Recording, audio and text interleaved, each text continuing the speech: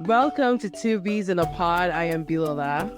And I am B. Leonga, and this is a podcast about immigrant experiences in the US, sharing our perspectives on various topics, Including straddling cultures, fitting in, staying connected, learning and unlearning the good, the bad, and the ugly. On this week's episode, we have a special guest, Helen Nde, who is here to talk to us about African mythology, folk tales, and the work that she's doing. But before we start every episode, we have an icebreaker. And I tried to find one that would, kind of be in line with what we're talking about today. So the icebreaker today is, what is your most memorable or very memorable childhood story or folk tale that remains with you today? That is an excellent question. And, first of all, thank you guys for having me on your podcast. It's quite an honor. And to come and geek out about a topic that I've really been into these last couple of years is it's lots of fun for me. So I appreciate it. And you guys answered my question, really, because I love sense basking. Like, that's one of the things that you would hear all the time. And what I love about the sense basking story is that it wasn't gender specific. Sense basking was a girl sometimes, sense basking was a boy sometimes. And I feel like that story really made me as a child feel like, hey, 'cause you know how it is in Cameroon when you're a child. It's like, what do you even know? What do you know about life? What do you know as far as adults are concerned? And those stories always, kind of made me feel like, sometimes kids do know what they're talking about. But then there was also the John and Mary stories, right? John and Mary, that template where it's John and Mary and they have all these adventures and they get into all kinds of troubles. I think now that I think about it, I was fortunate because we would have cousins and family friends come to our house and there'll be story time, which, I'm realizing now that that's something that we got to have that maybe other people didn't.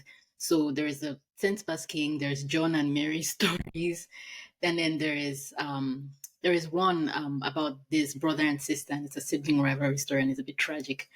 And I think that one is actually from my village, and I can't remember who told us this story. But they go out looking for flowers for their dad, and one gets jealous of the other and kills them, and terrible things happen. But I think those three, sense basking first, absolutely, and then the collection of John and Mary stories because they were so flexible and you could do so many things with them, and then the Hunter Man story. Yeah. And just for the listeners who might not be familiar, right? Sense basking is stories about a character who is cunning, right? Yeah, Would you I say would say cunning? cunning, and it's maybe cunning is not the word because the thing about that word cunning is that it implies sometimes malicious intent. Sense Mm. basking is smart, right? He or she knows how to deal with the adults in their lives who, want to get one on them or want to kind of make them feel as if they don't understand what's going on around them and put them in these weird positions. And so they basically use their ability to observe their society, their community, their family, and get themselves out of sticky situations. It's on a spectrum, right? Sometimes it's life or death, and sometimes it's just, hijinks. So, yeah, I would say maybe cunning is too strong a word, but then it depends on the story because if, Mm. your life at stake, then, cunning, because sense basking, got down and dirty with it sometimes. Sense basking would do the necessary. So yeah. Bilola, what about you?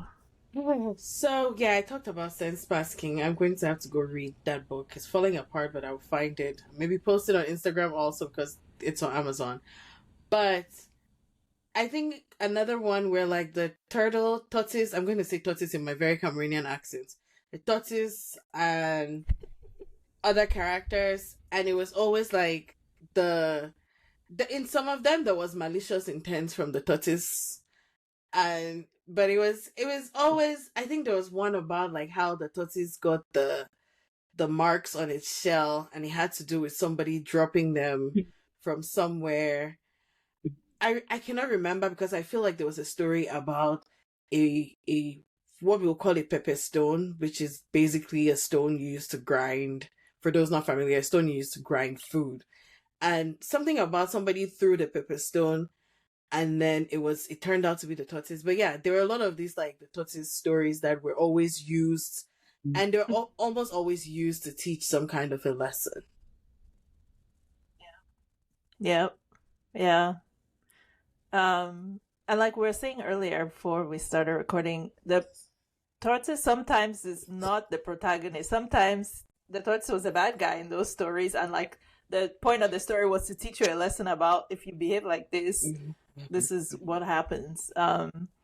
So one that I remember is, and I don't know if this is a Cameroonian story uniquely, but this woman, she is, looking for a husband, and she finds this handsome man who comes to, engage her, and he's taking her back to wherever he's from, which is a village far away.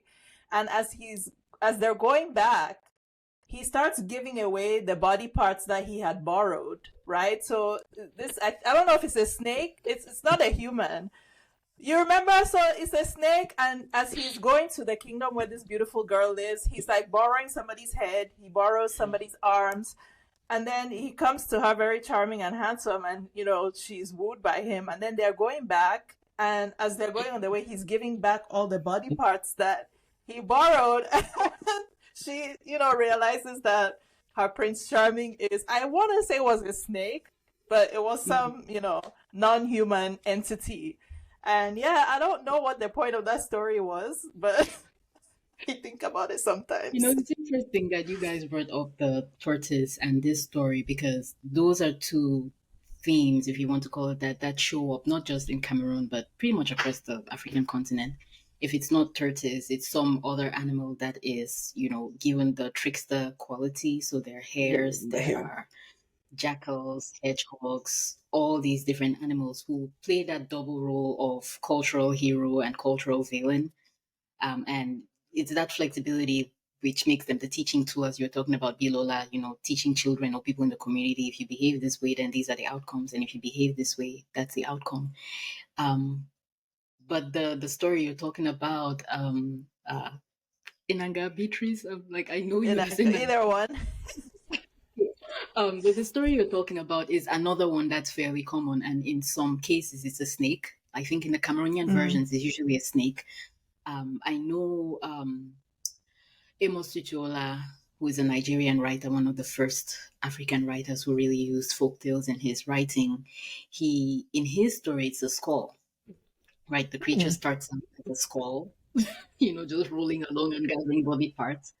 And in other stories, a person is just, they come looking, fresh and young and handsome, and by the time they give the body parts, they look old and decrepit.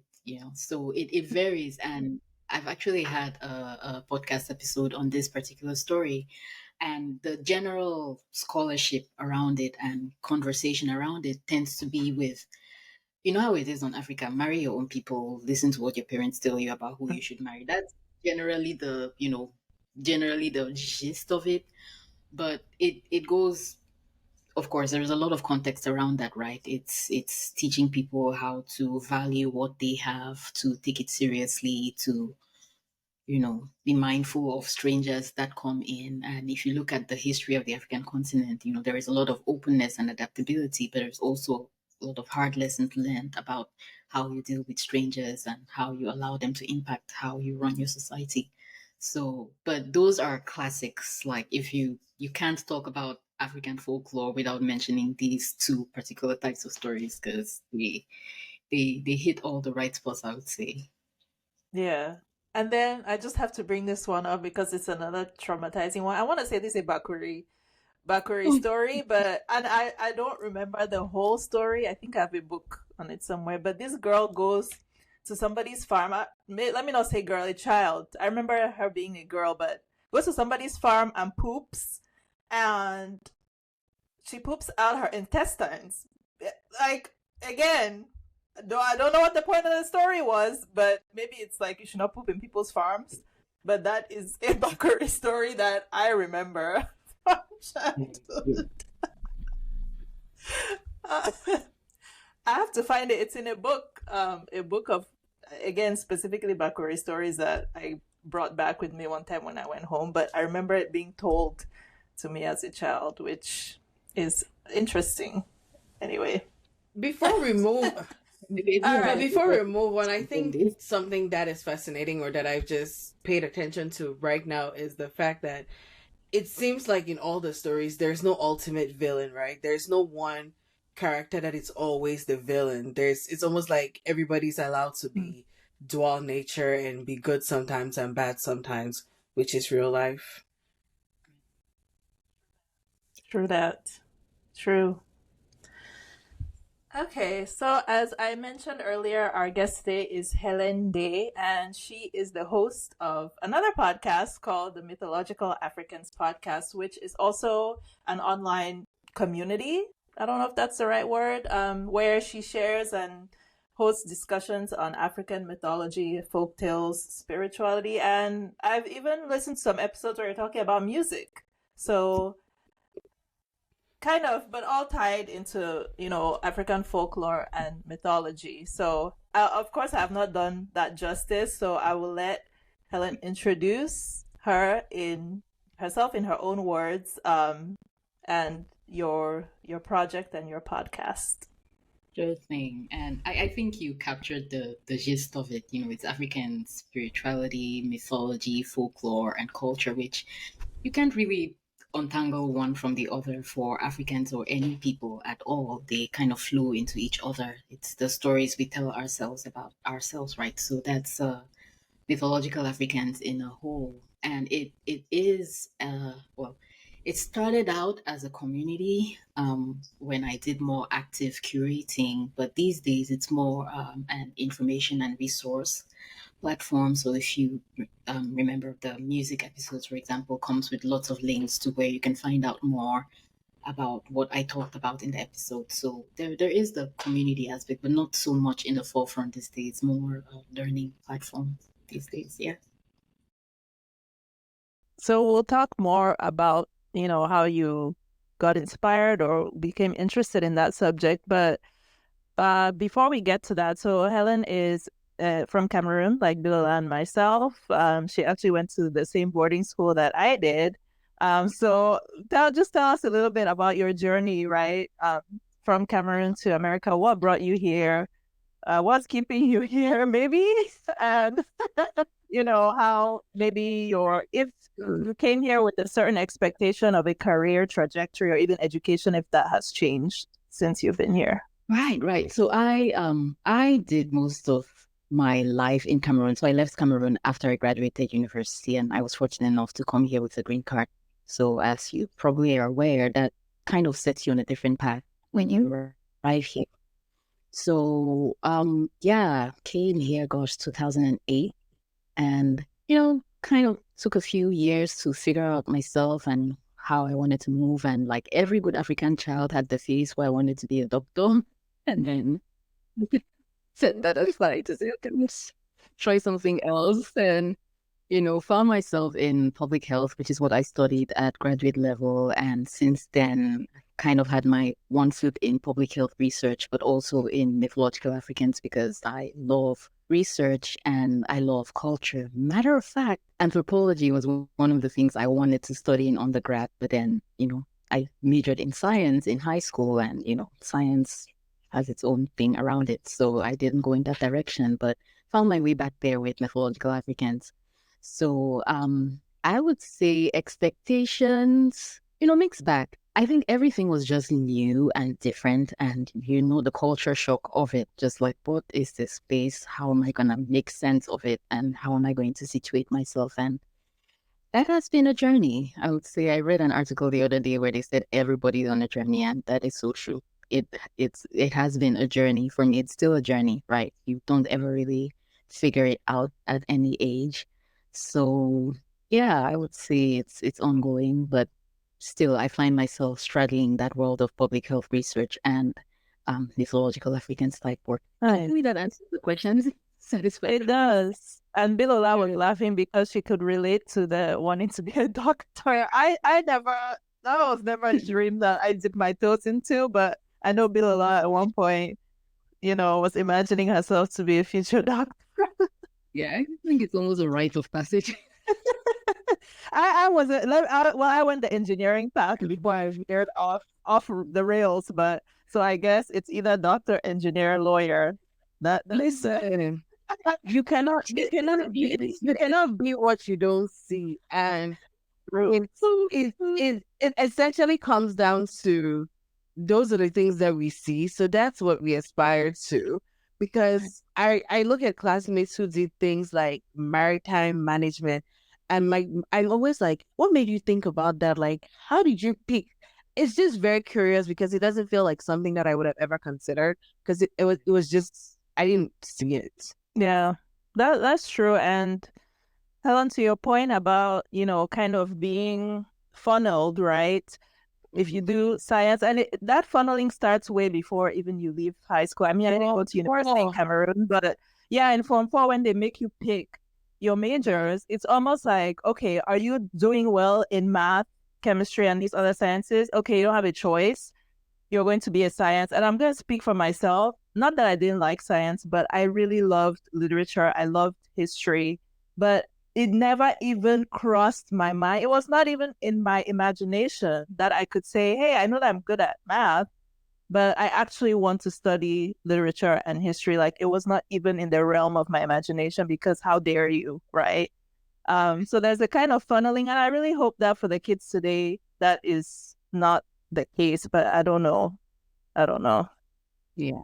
I mean, there are pluses and minuses to that, right? Because there is the belief that when you see that someone has an aptitude in something, give them a chance to explore that fully. And, there are some people who just math and physics and chemistry just made sense for them. And like, why would you even bother with literature when you can solve equations in your sleep?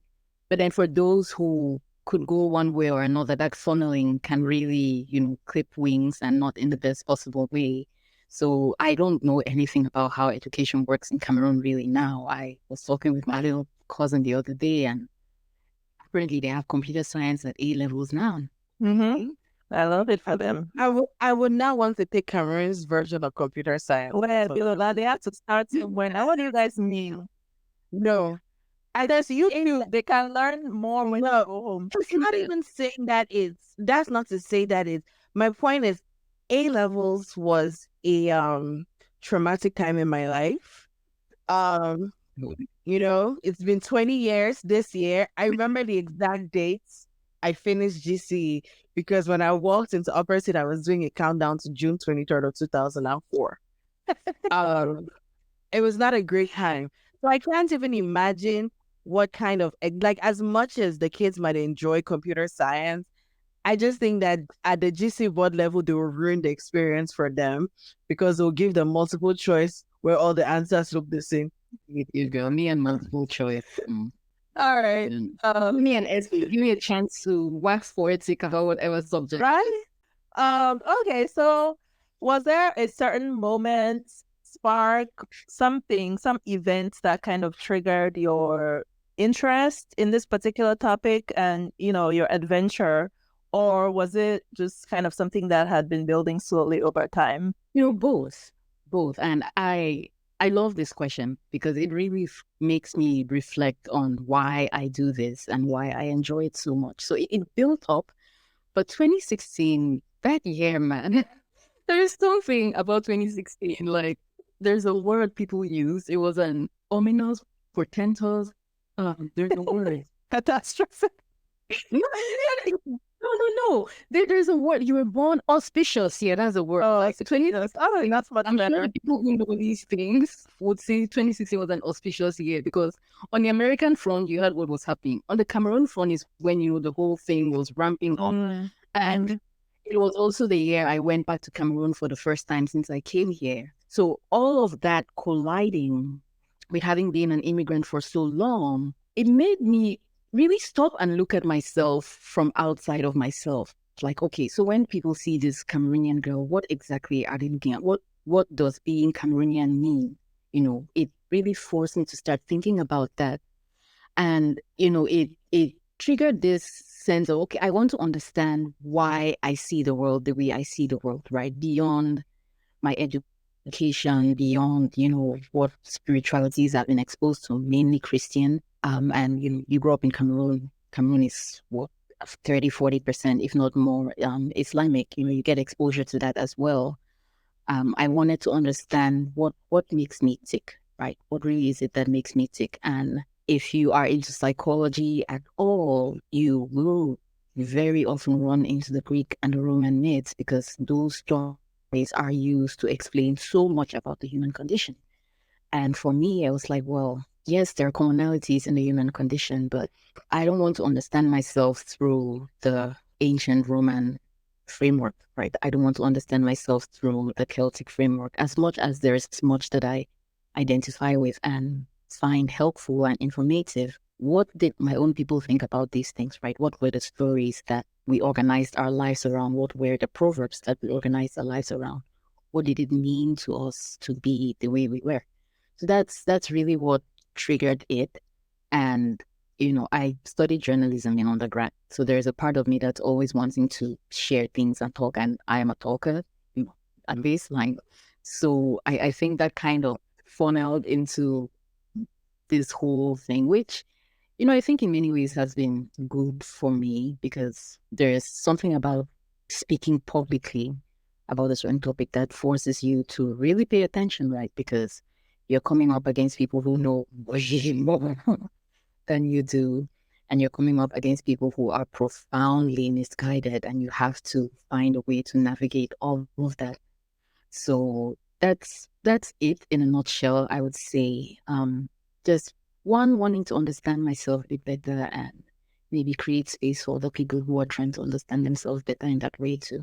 Okay, I love that. And so in your search, for this, your own, I guess, cultural awareness and understanding yourself, did you find it difficult to find, resources, or was there some frustration, or was it kind of pleasantly surprising to get a hold of these artifacts and stories? That is another really good question. And I was pleasantly surprised at how much it's out there, right? But then this is an artifact of colonialism, if we're being honest. A lot of the texts about culture and folklore and traditions and spiritualities were written by colonial administrators, by explorers, by missionaries, who then used this understanding to, wreak some havoc.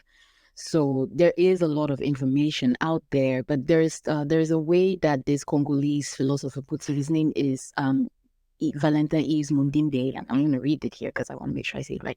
He says, these texts are the authority of the colonial library that has invented African identities. To a very large extent, that is true, because these people, were very thorough, in the academic scholarly sense, but also they could really just see the world through their own framework, through their own understanding and their own prejudices, if we're being honest. So there is a lot of documentation out there in research papers, in books, in recordings, in video archives. There is actually a lot, but you always have to take it with a pinch of salt. And then there are still storytellers who are alive, right? In Cameroon, you have the people who play them vet, in the central province and southern provinces. Those are historical archives, which I hope those traditions don't die out, because they preserve so much. West Africa, you have the kora players, the balafon players. Across southern Africa, you have people who preserve these Nyumbira and all of that. So there is a lot of information. There is a lot of information out there. It's just you have to be really mindful of who you're hearing from and what biases they may be speaking of. Which is why one of the projects that Mythological Africans is running right now, which I'm really excited about, is called the African Folklore Restoration Initiative, which is a grant for older African writers. The age range is 55 years and older, who have not been published, and they get the chance to choose from a couple of folk tales from their people, and based on their knowledge of these birds and their people, tell them in a way that makes sense to what they know and what they understand from their perspective. So we are still we're still accepting applications for that. And, fingers crossed it turns out well, but we'll see. Yeah, I was looking at that on your website, and our listeners, if you are somebody or you know somebody who would be interested and qualify, I think your deadline is coming up soon, right? Yeah, at the end of this month. So, if you go to mythologicalafricans.com, it's on the landing page, so you'll see that. I was really intrigued by that, the African Folklore Restoration Initiative.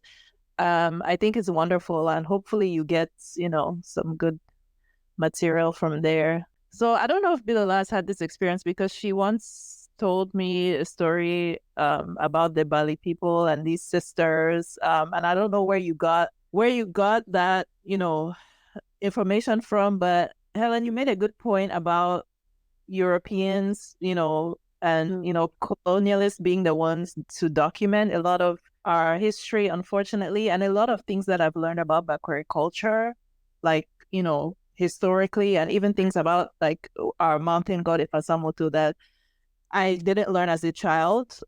I've learned from, unfortunately, this British anthropologist who has written extensively on Cameroon. And I'm not saying anything specifically negative about him, but just the fact that I would have to learn all of this from a European anthropologist, like it just really proves your point. And he has documented a lot of things, right? And people have used his work. Even Cameroonian anthropologists and historians reference his work, which just goes to show you, so that I think is a bittersweet, you know, aspect. But yeah, Bilal, do you remember the story I'm talking about?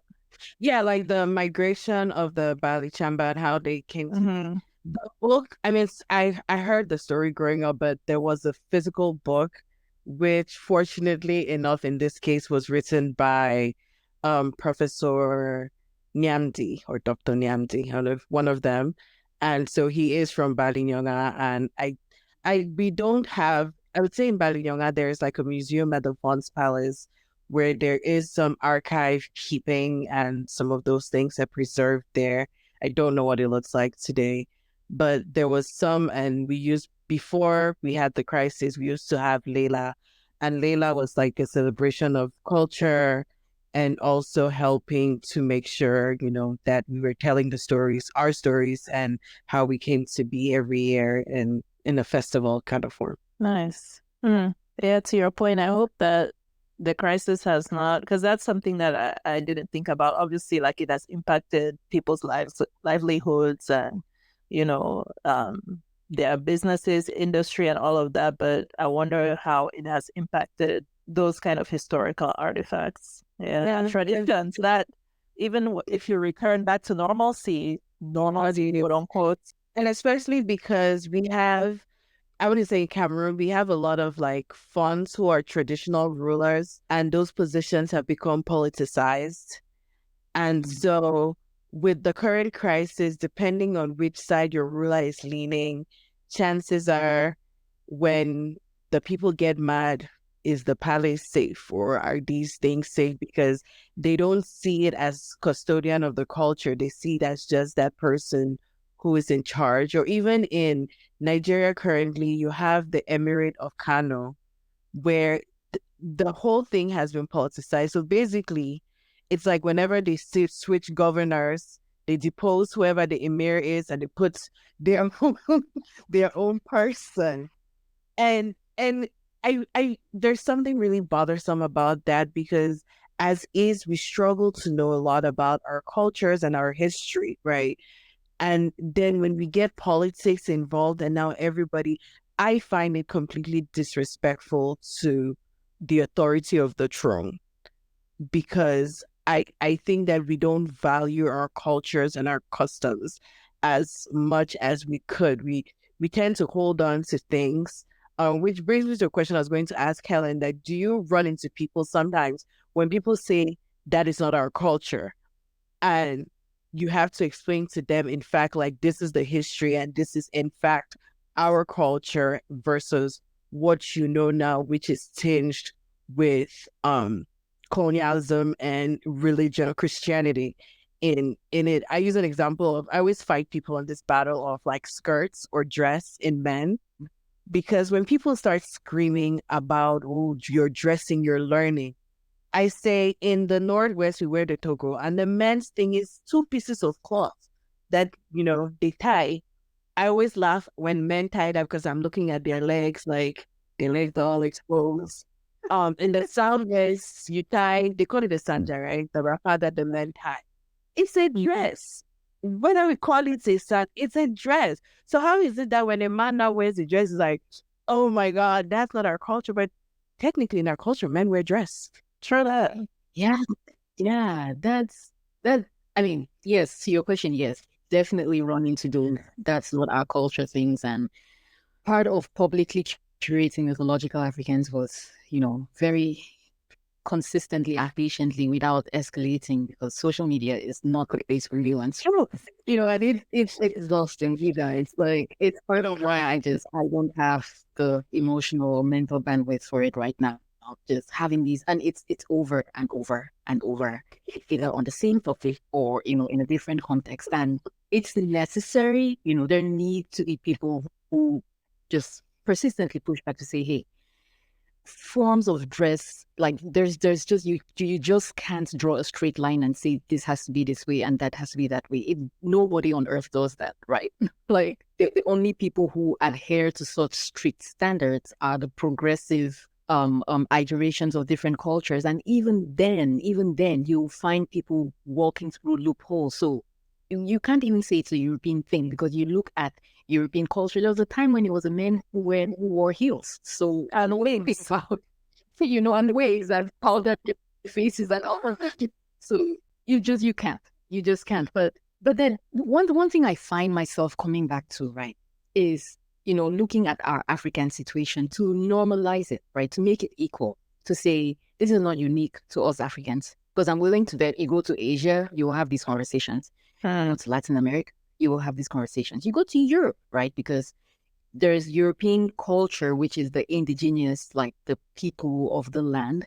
And then there are the different successive empires that moved across the continent. And there is a difference there. And these conversations, it's a human thing. It's a human thing. I'm very sensitive now to making it seem like, oh, we are the ones as Africans who have this problem of, being in tension with our culture and undervaluing that culture. It happens everywhere. But to your point, Bilal, it's extremely frustrating where you run into someone where even the African scholars, because one of the things is, oh, that was written by European who didn't know what they were talking about. Yeah, sometimes they did. Sometimes they actually did. They documented things factually. They sat down with Africans who were more than willing to share openly, and which sometimes I think is a good thing. Otherwise, we may not have some of these stories, with older people dying. So, but then you have someone who is just adamant, this is not our culture. And it's like, hey, okay, I'm going to turn my energy towards funneling resources and time and energy for the people who need this information. I'm going to leave you there because, I cannot come and go. See, so that's why I've realized that you cannot argue, you cannot made up their mind. Exactly. Yeah. Talking to a brick wall, just leave it, man. Yeah. And culture is changing, right? Like Bill, we've said it evolves times on this. It evolves, like you mentioned, Bakuri, men. Yeah, they tie the wrapper, but guess what goes with that? A white button-down shirt and a scarf that they tie on their neck and a hat.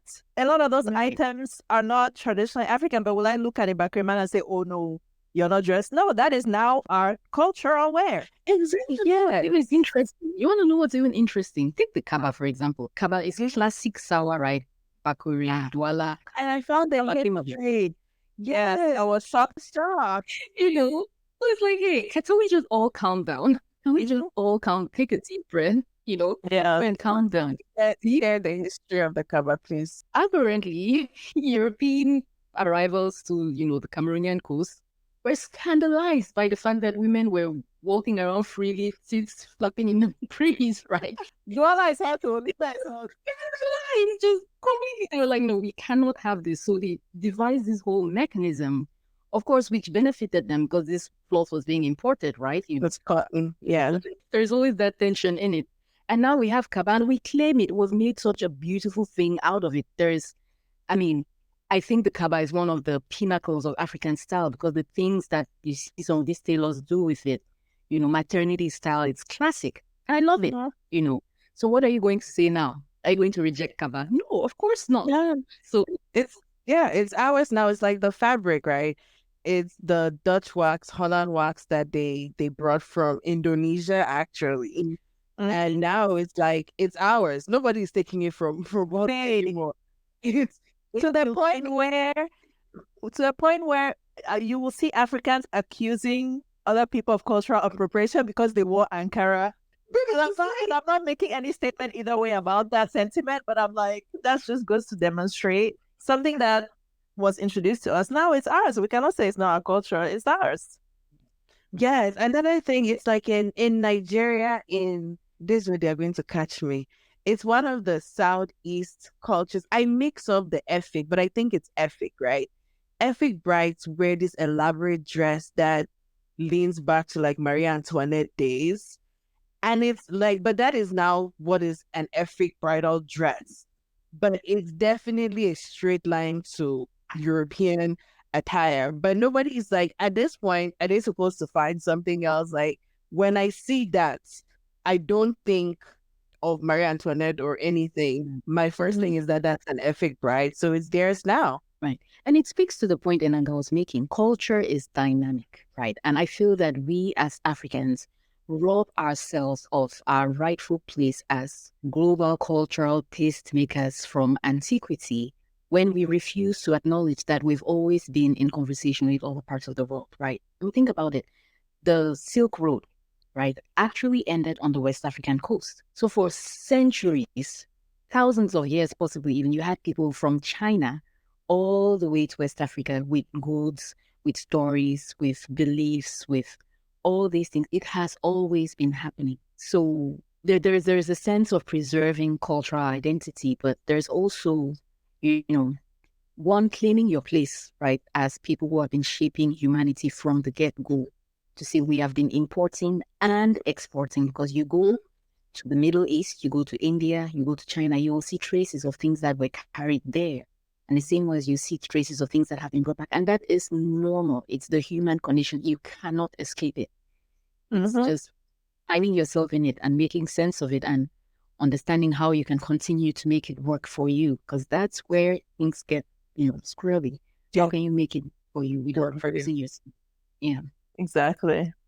Okay, so when it comes to your work, of looking up and retelling, these myths and folk tales, is there a specific region or regions on the continent that you find have more of these kind of more better preserved folk tales and myths compared to others? And I'm thinking specifically of Cameroon, because maybe I'm speaking out of ignorance, but I feel like we don't have as much or as well preserved as other regions, from what I've seen. Right. That I really like all of you guys' questions, by the way. So don't quote me on this, even though I'm on the podcast, but I that we are talking about written, like stuff that has been written down, which, keep in mind, this is not technically the African way of transmitting stories. So put a pin in that.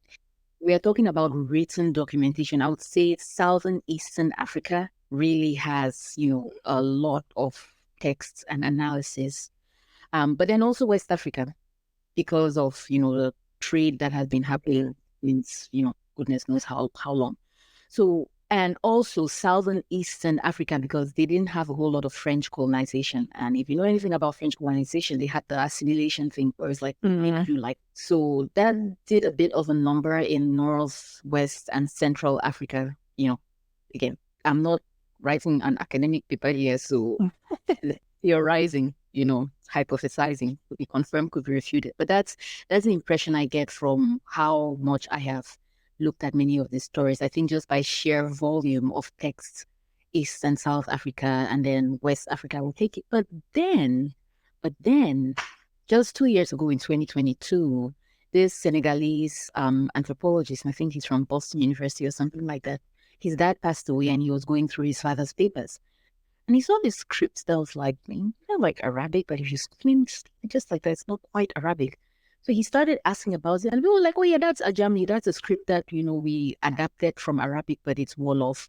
And suddenly all these records were popping up, accounts, stories, poems, things that people have been writing for centuries in family archives. So the real answer is we don't know, right?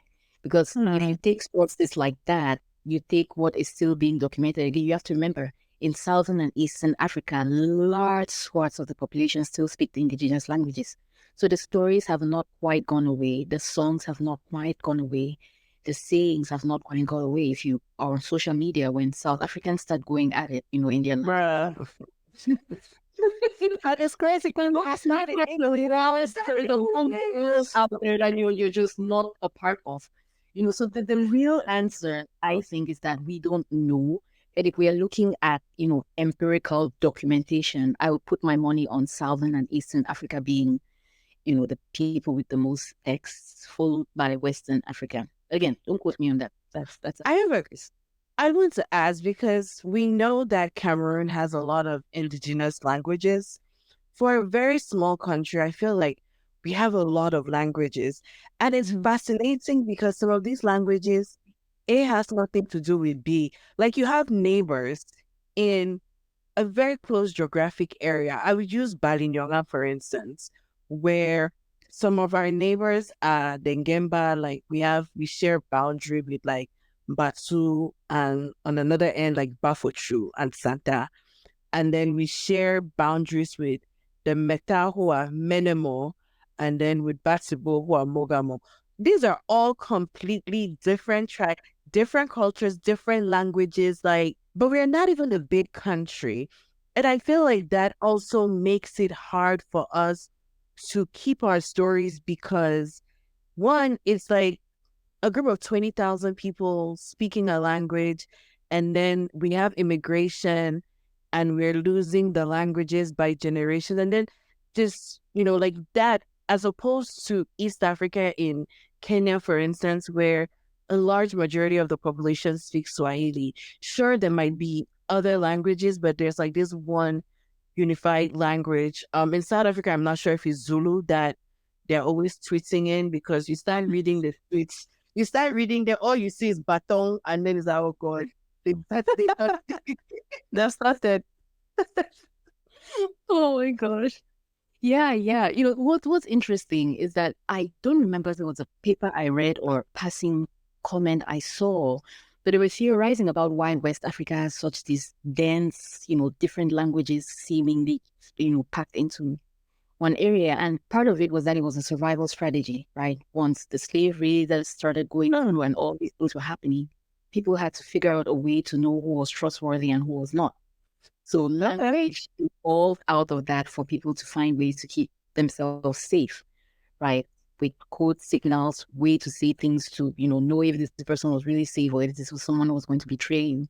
And to your point, that kind of limits how well people can communicate. And there were also a lot of migrations because of, quarrels, succession quarrels, and suddenly you have one group of people who just died and changed in another part. So that's a new language. But there's also a lot of cross-fertilization, if you want to speak, because I am willing to bet, even with Bali being where it is and all these other villages, there are words similar. There are expressions similar. There are little things here and there that you can see that the people have learned from each other. They have adapted to each other. They have, taken a little bit from here and taken a bit from there. But you're absolutely right. It does get in the way. But then this homogeneous language thing, there's history there, because as I found out, we might admire Swahili in East Africa, but that comes with its own, there's a whole world of hurt and pain there with we cannot really, speak only to the positives and not understand that these processes, even amongst us Africans, can be really painful. There's a lot of difficult history with it. Yeah.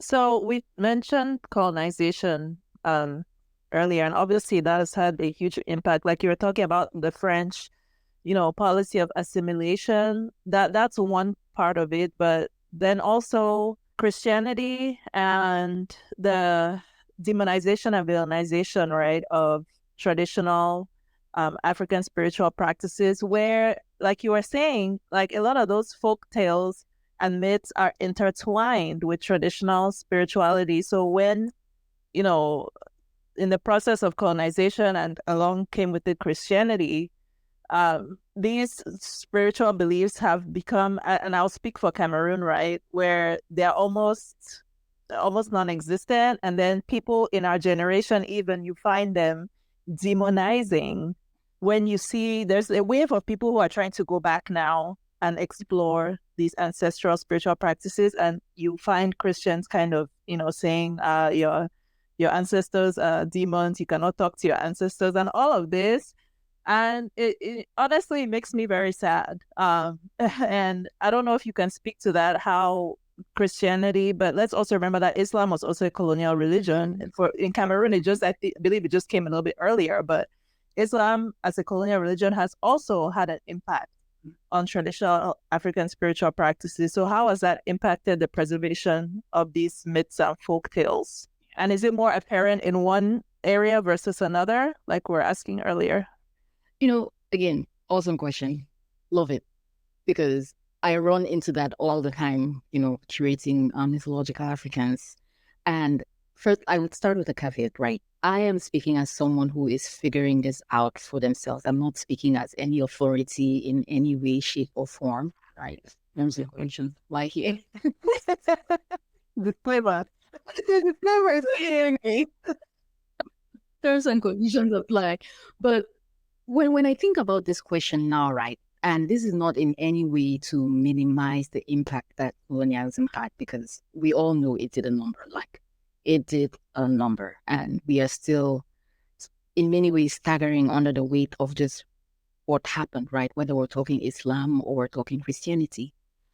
But what I try to do these days is use what I have come to learn about the African continent and African people's situation in the global context to kind of untangle this from the limits of this, pre and post-colonial binary, because as impactful as colonialism was, African spiritualities have been around for a long time. They have built literal civilizations, right? They have built empires, they have built nations, they have built a lot of structures, which is what pulled a lot of the interest from out of the continent, right? Because with these structures came resources that people wanted access to. So when you look at colonization in that context, whether it's Islam or it's Christianity, it is a bump in the road, a significant bump, don't get me wrong, a devastating bump.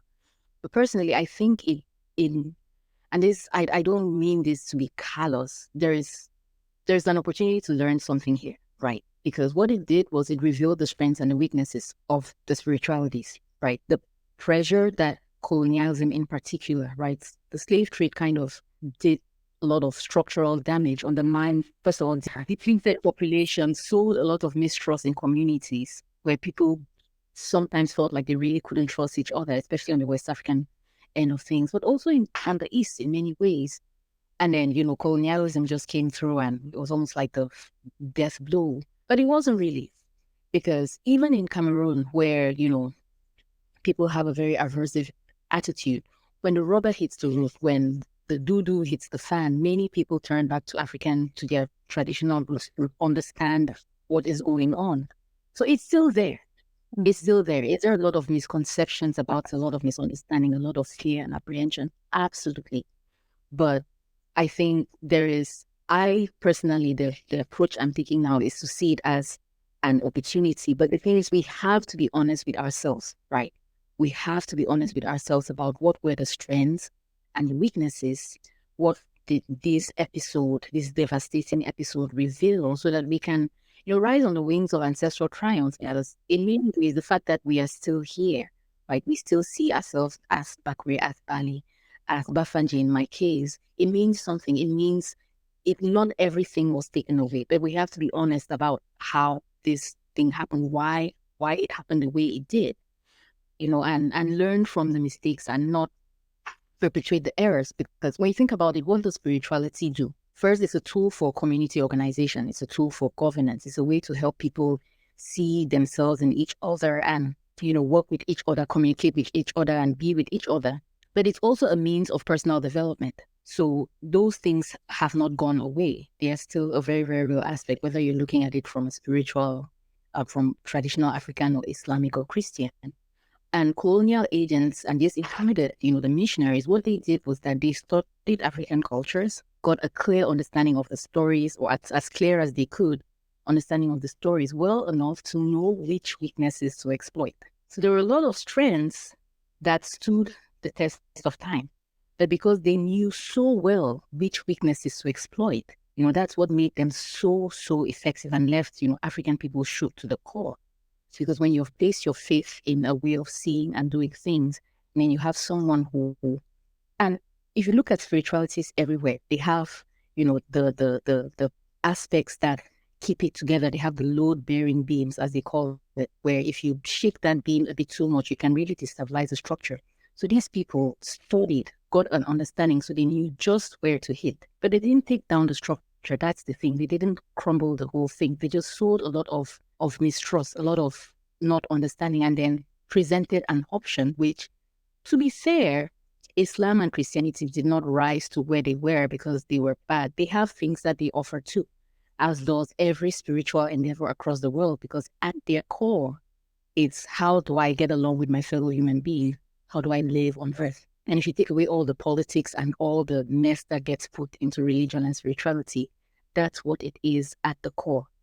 So they didn't destroy what is real about African spirituality, because it's how do I get along with my fellow human being? How do I live here on earth with the plants, with the animals on this planet? How do I share resources? Who I am, in relationship with all of these things. And these beliefs, whether we're looking at it on the African continent or Asia or Europe or South America or North America, is based on a willingness to pay attention, to really pay attention to your fellow human beings, to the world around you, and find a way to adapt.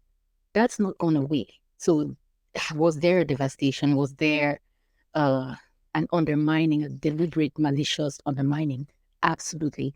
But is that the end of the story? I don't think so. And it doesn't have to be. So, it's hard to talk about sometimes because we're living in the aftermath of it, right? And, you have to deal with the rage. First of all, it's like, why did this happen? But then if you work through that and give yourself a chance to see the humanity and the commonality of it, because it's not just Africans, man. There's the whole world, every group of people on this planet have endured one form or another of something like this. So can we be honest about just what it revealed, and can we return to the fundamentals, which is paying attention and being adaptable? And if you look at all the spiritual traditions of the world, the ones that have thrived despite, European colonial or any other imperial type invasion, are those that, I'm going to wax poetic here, those that have really pressed their ears close to Mother Earth's heart, to listen to our heartbeat and paid attention to that and to each other as human beings. Those are the ones that, no matter what has come, have found a way to adapt and change and continue to thrive. And I think that's the way forward for us as Africans. Just return to what really matters. That is the most optimistic take that I've heard on this subject, and I love it. It's a different point of view. I don't know what we're going to call the African spiritual leaders, but wherever your church is, that's where I'm going to come worship, because this has been I would never have put it in the same words. It's like the same sentiment that I feel, but I would never have been able to put it the way that you did. Yeah, that's a very refreshing take and a perspective. Okay, well, it's Pride Month, but that's not the reason why I'm talking about this, because this is something that you've addressed on your podcast, but queer representation, right? First, do you have some examples of queer, non-binary, or gender non-conforming, characters that you've come across in folk tales? And I've, heard of, I think I don't want to misquote, but I believe in Native American folklore, they talk of two-spirit people. I've heard of in Indian or South Asian culture, they have something similar. So I wonder if you've come across examples of such characters in your research. Right. So another question I love, because this is one of those questions where you will have people with their full chest, full entire thoracic cavity. Say that is not our culture. And you're just standing there looking at this person like, you have got to be kidding me right now. Right? You like, even in the animal world, you have these things. What makes you think us humans are special? But stepping off my soapbox, yes. So if we're looking at cultural figures who have been queer, you don't even need to dig deep, right? They are there.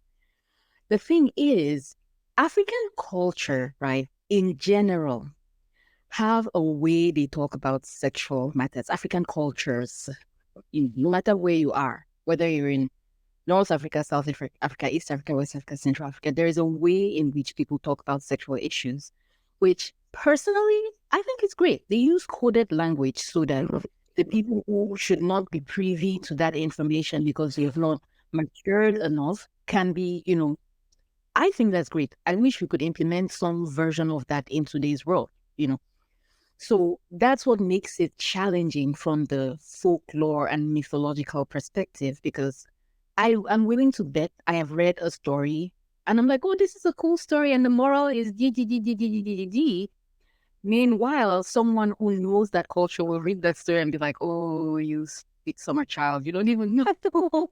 You don't even know what you just read.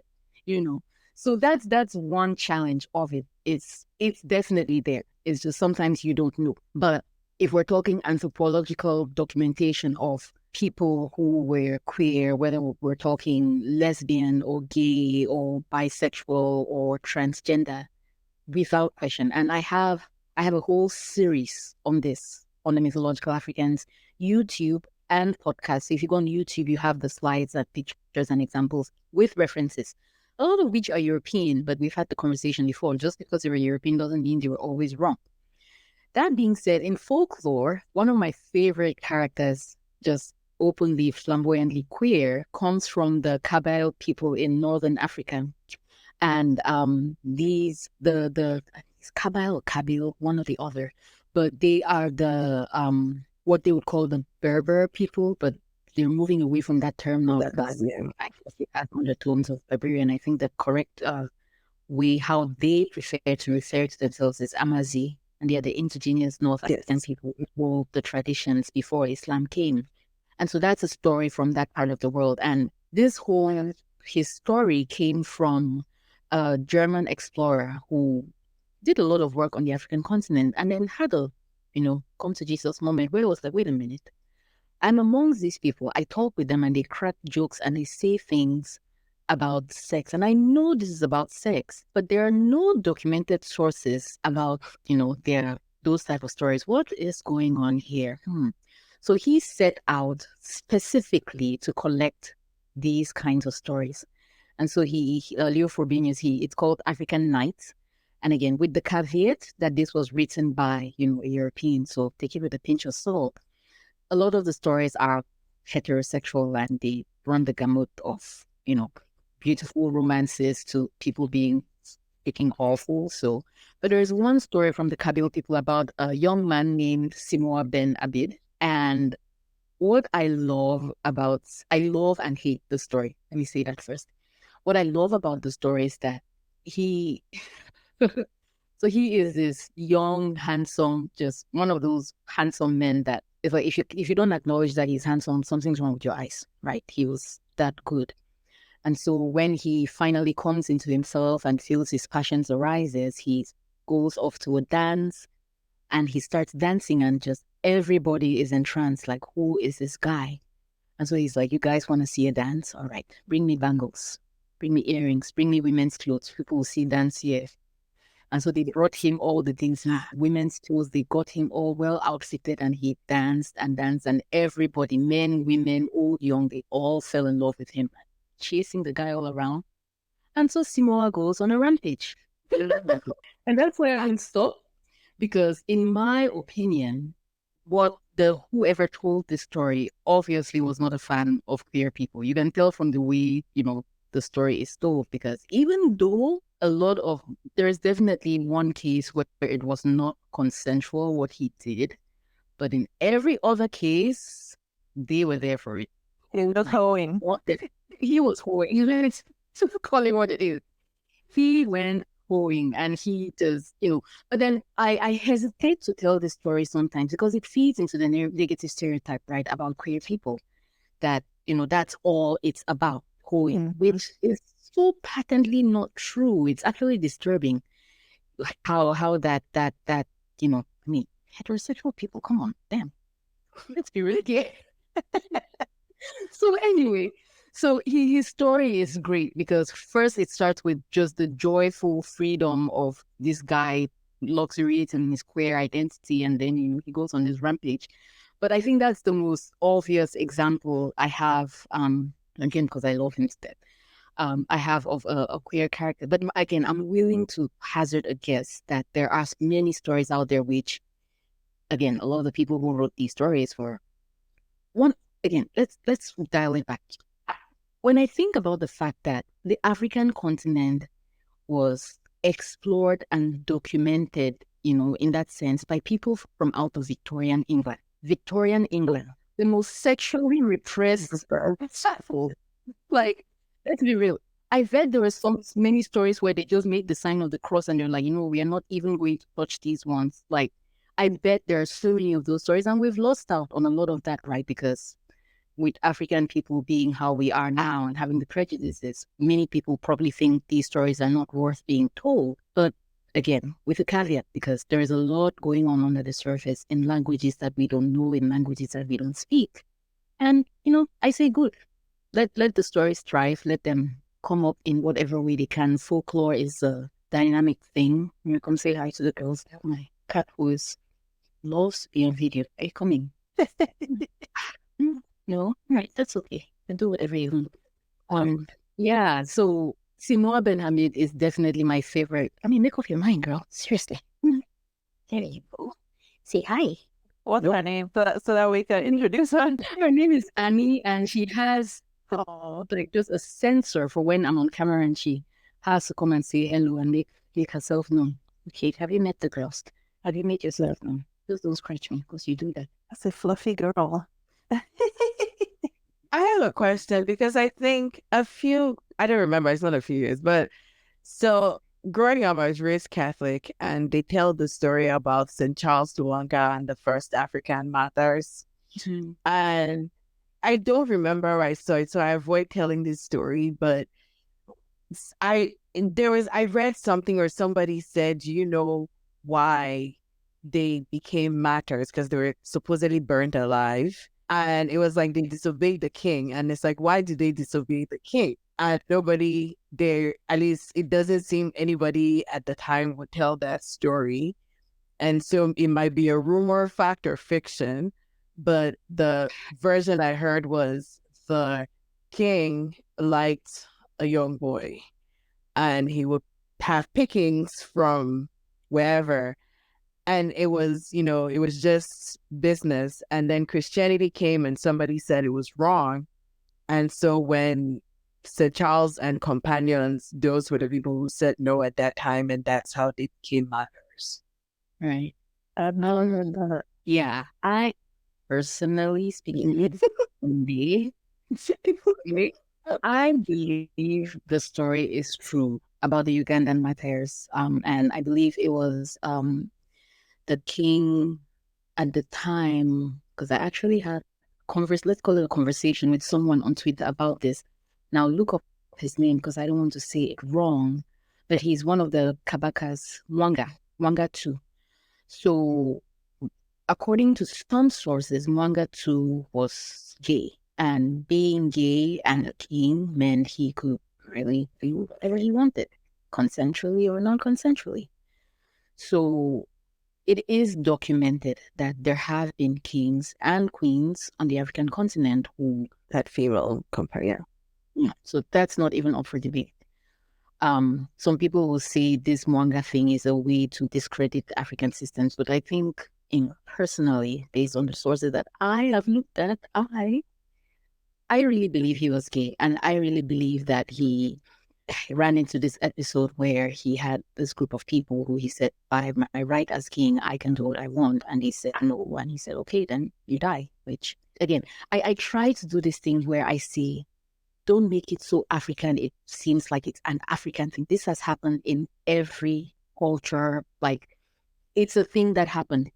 It's kings who do it to young girls. It's just, I was gonna say, they do it to girls too. Yeah. Yeah. So I believe that version of the story. But of course there are Ugandans who see it differently, and I'm not going to die on a hill of a culture that I'm not part of. So I'm leave it there. And you have a really good, I would say, series of episodes about sexuality and homosexuality in African culture. Because I was listening, for listeners who are interested, I highly recommend. I believe you recorded them in December, or they're uploaded in December of 2023, at least on Spotify where I was listening.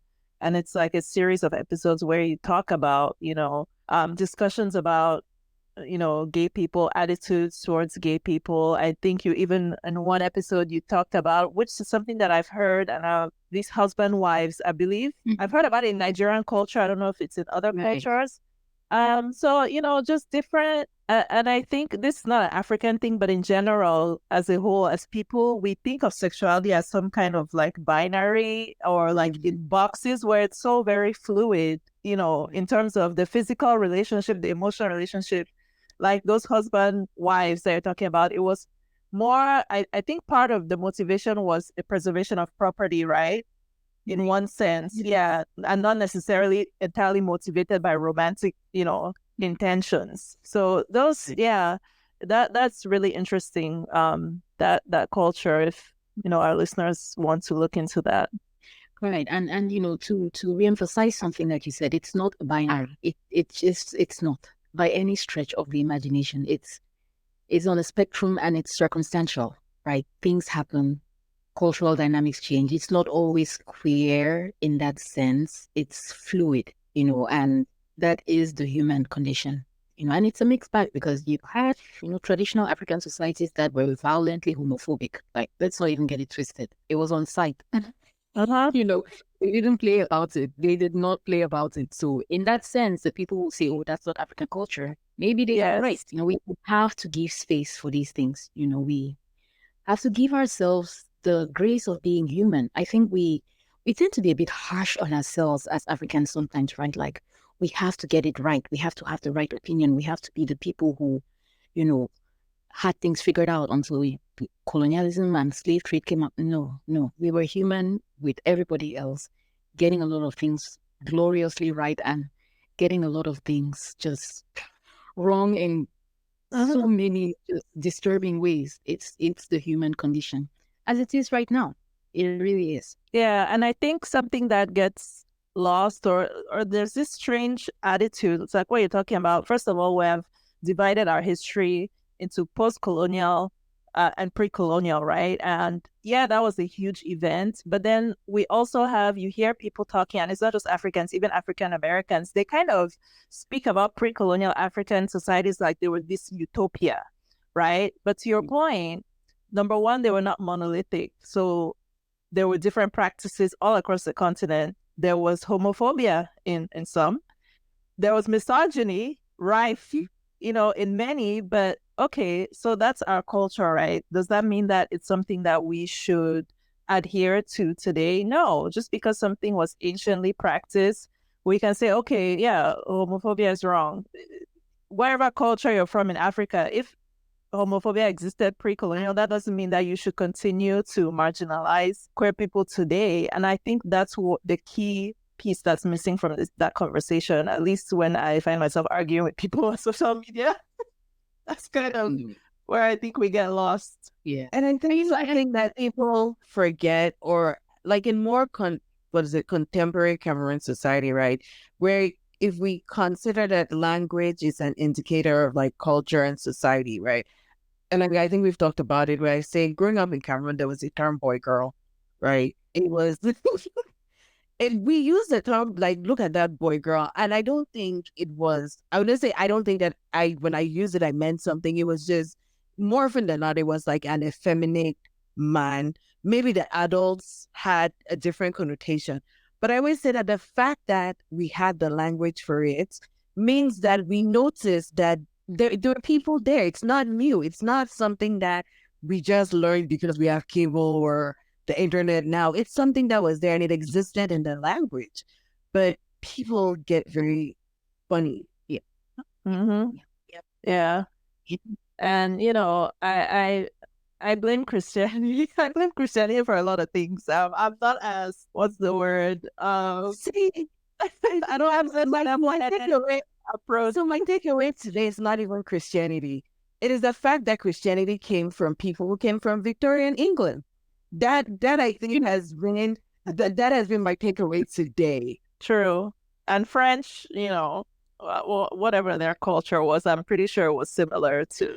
But the missionaries came before the countries. True. Yeah. Yeah. No, without any question, colonialism, like, wow, wow, just wow.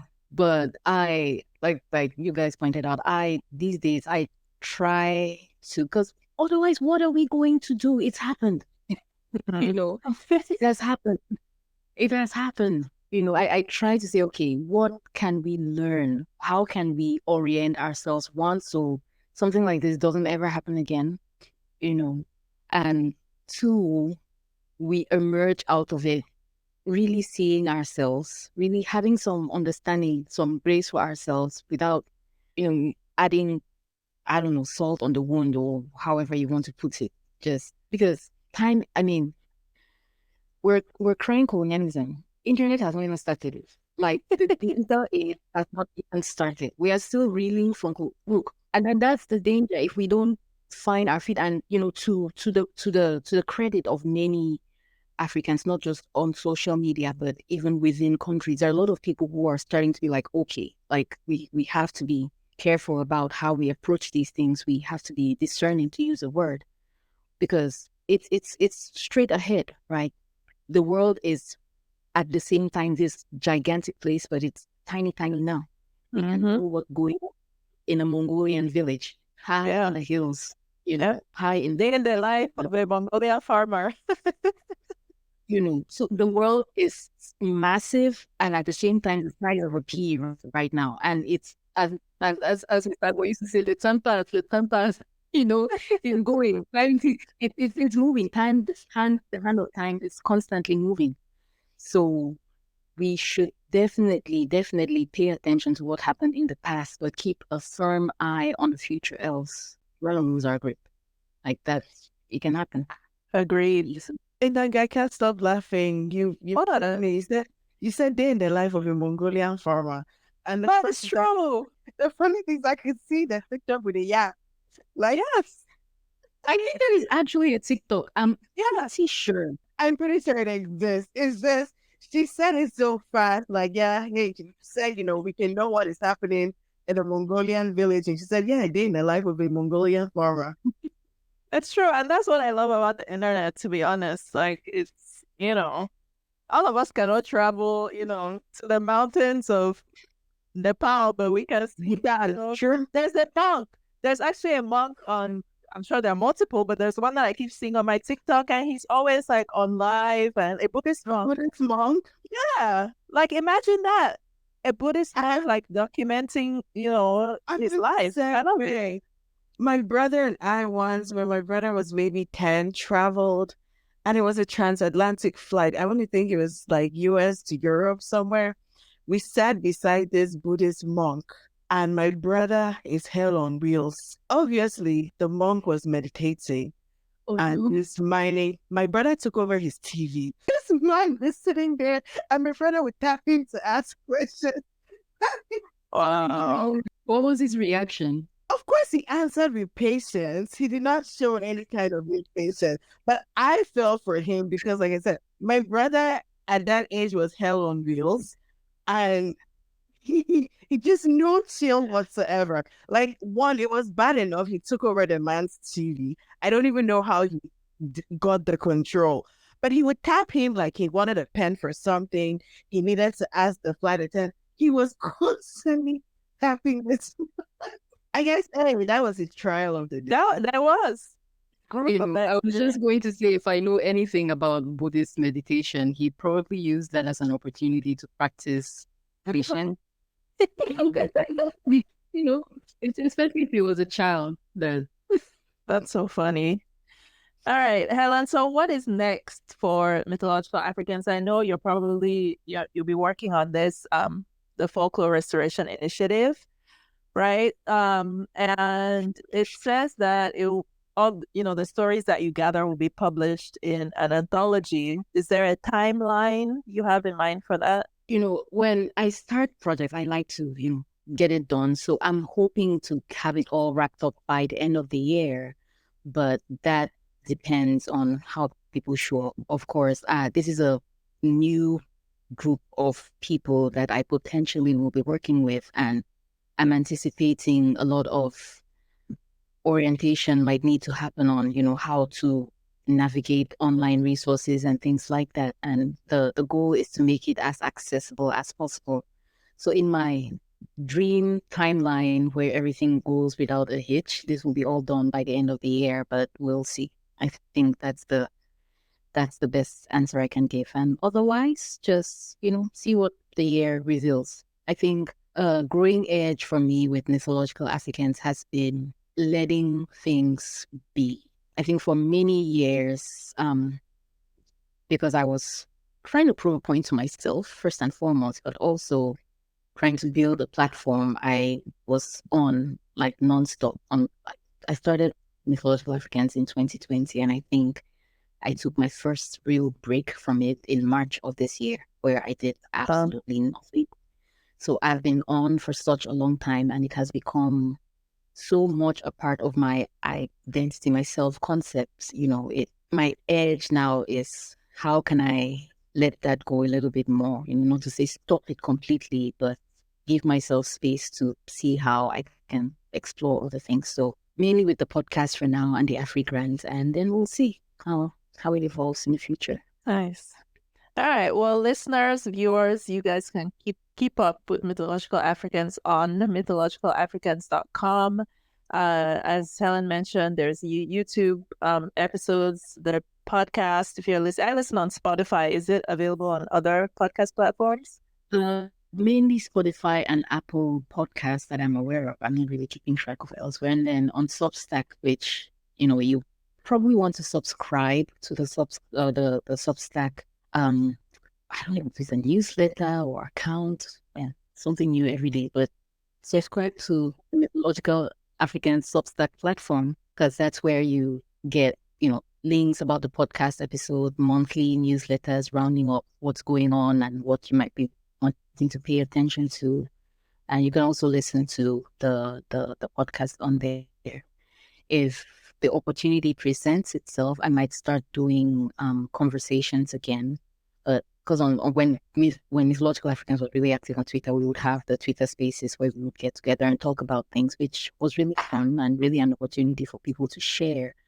But it took a lot out of me. It really did. So I'm kind of hesitant to bring that back. But if it ever came to that, that would be on Substack. So, yeah. Okay.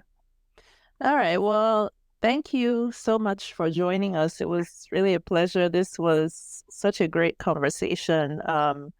And yeah, I really encourage our listeners, if you like listening, watching, reading, Mythological Africans has different resources to learn. I mean, I've learned so much, and I haven't even gone through. I'm just scratching the surface of your episodes. So there's some really good content there.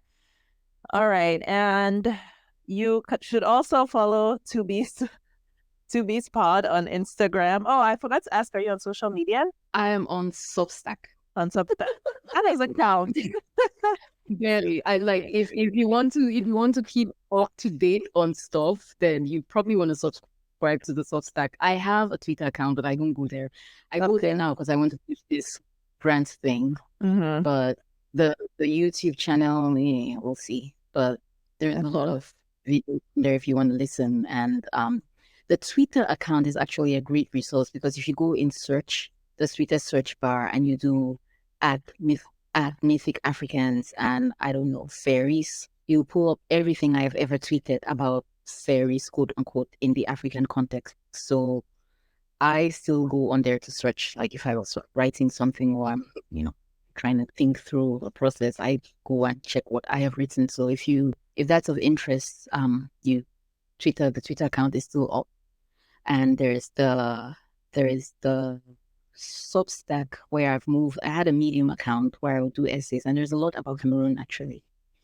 So, but I've moved all of those essays over to Substack. So you probably want to check there. And then there's the YouTube account where if you want visuals to go with the talks, then you can watch there. But if you just want to listen, I've moved all the YouTube episodes over to the podcast as well. So you can listen in. And then on the Mythological Africans website itself, there is a link to talks that I've given in with other people. So there is one about trickster figures, sense basking, for example. There's a talk about that, and a bunch of other things on there as well. And I also offer research services. So it's one of the things I've been most privileged to do. So if you are doing research about mythology, folklore in the African context, and you want sources, either just references or references and available texts that are freely available, not messing around with copyrights here,